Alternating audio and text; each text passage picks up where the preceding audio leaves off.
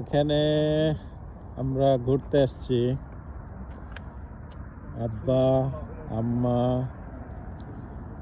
এখানে এক ভাই মাছ ধরতেছে। নায়াগ্রা রিভার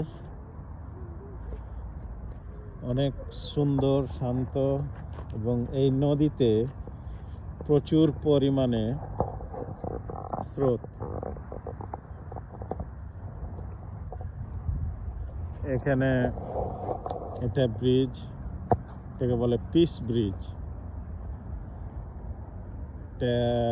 এই ব্রিজের সাথে কানাডা এবং এই সাইডে ইউএসএ।